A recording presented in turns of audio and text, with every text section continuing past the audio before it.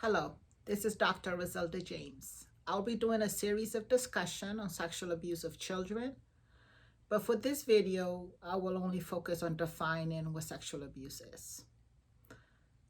Sexual abuse is a taboo subject in all cultures, and some of our conversation today will be sensitive, even future conversation, and at times hard, but needs to happen. We have to get comfortable with the uncomfortableness of this topic so we can save our children and protect our teenagers and support our adult survivors. This is a subject very dear to my heart, and I feel honored to be here presenting this topic and educating us about how we can be more supportive and encouraging in our home and in our community. We live in a world where infections are taking the lives of innocent people daily. Sexual abuse is one of the most dangerous infections. It's silent, it's invisible, and it's deadly. It kills the spirit of our young people, and it's eating deep into our society. We have to see sexual abuse of children as a global crisis that needs immediate attention. And when we think of sexual abuse, let's look a little bit on the statistics. Most countries have an age of consent between 14 and 16 years old. In the United States, the age of consent is 16, which means a 16-year-old can have sexual contact with somebody under 21 years of age. Or they can also consent to have sex with somebody who's 5 years. There's a 5-year difference in their age. If you've been sexually abused, you're not alone. It's estimated in the United States that 1 in 3 girls and 1 in 5 boys will have experienced sexual abuse before their 18th birthday. And also 1 in 5 children will have been sexually abused online.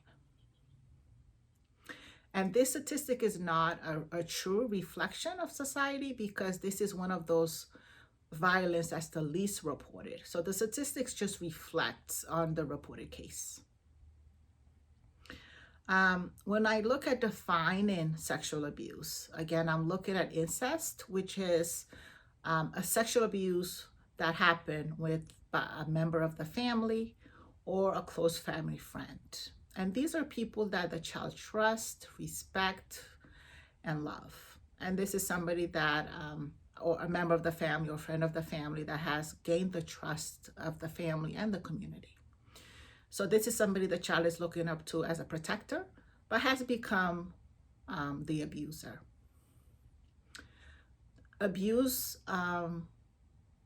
Sexual abuse of children involves the victim below the age of consent or they're incapable of giving consent.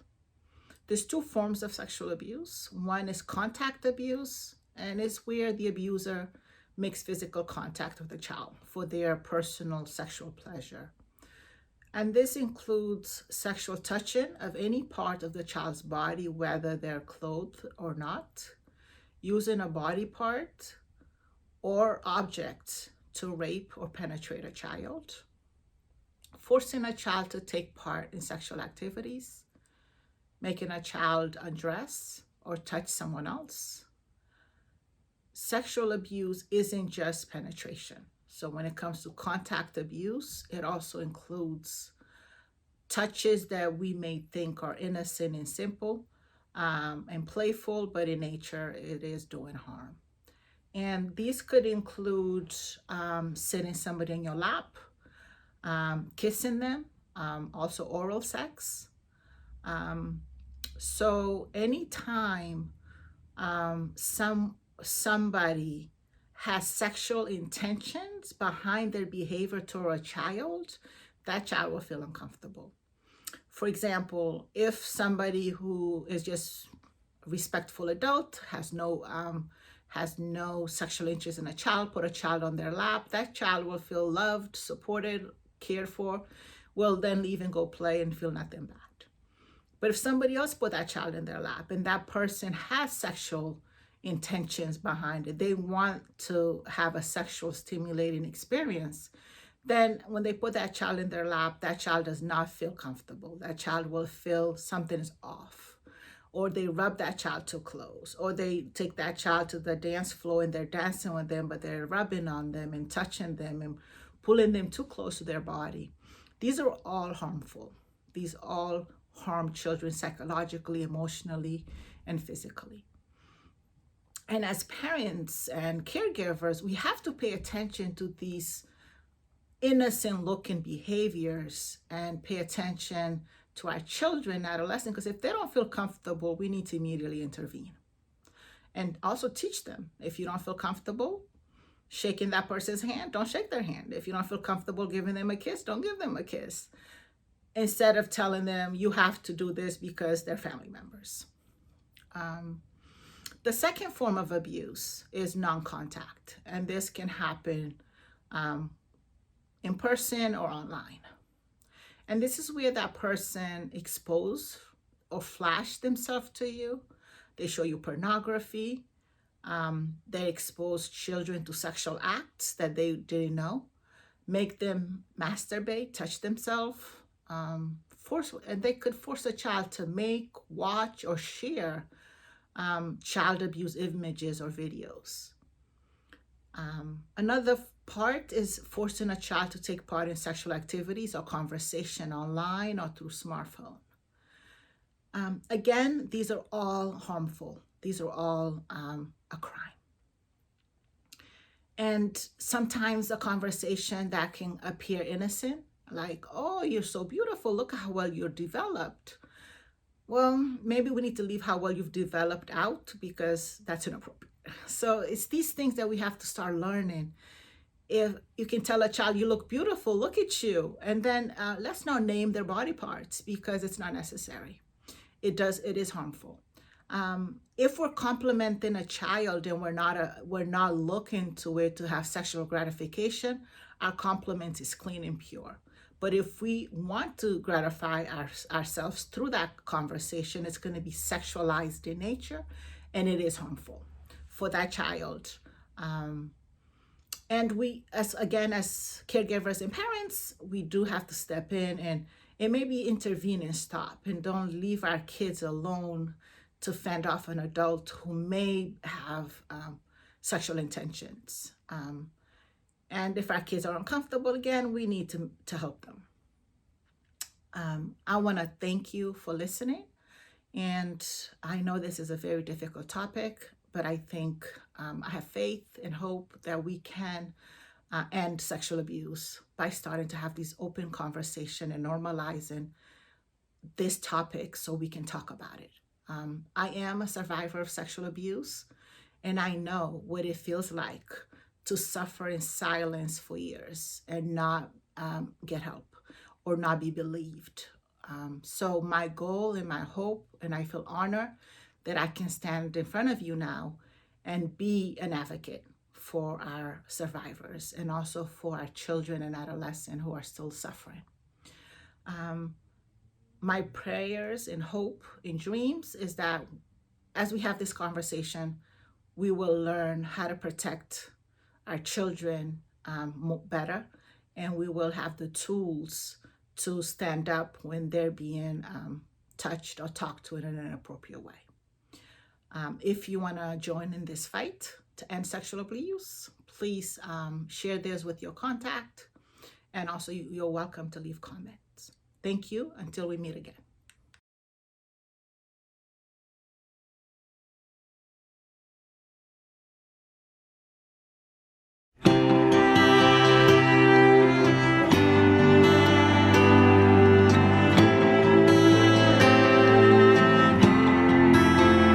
I know you're there. I know you're hiding in the dark because you're scared. You want the pain to stop and no one cares. You try to tell the one you love, but they won't believe The cross you bear, the mask you wear, the hurt that makes you cry yourself to sleep. When will someone say it shouldn't hurt, it shouldn't hurt, it shouldn't hurt to be a child? Please hear my words. It shouldn't hurt, it shouldn't hurt to be a child. You can run to me, I'll put my arms around you. It shouldn't hurt, it shouldn't hurt, it shouldn't hurt to be a child. We hear your prayers, we know you're crying in the dark, but someone cares. We want the pain to stop, please don't be scared. Find the strength to find someone, I promise you, someone will believe. The cross you bear, the mask you wear, the hurt that makes you cry yourself to sleep. Somebody will see. It shouldn't hurt, it shouldn't hurt, it shouldn't hurt to be a child. Please hear my word. It shouldn't hurt, it shouldn't hurt to be a child. You can run to me, I'll put my arms around you. It shouldn't hurt, it shouldn't hurt, it shouldn't hurt to be a child. My darling child, will put our arms around you. We'll keep you safe, your wounds will heal, your pain will fade. A beautiful tomorrow is at your feet. You have to find the strength. It shouldn't hurt, it shouldn't hurt, it shouldn't hurt to be a child. Please hear my words. It shouldn't hurt, it shouldn't hurt to be a child. You can run to me, I'll put my arms around you. It shouldn't hurt, It shouldn't hurt, it shouldn't hurt.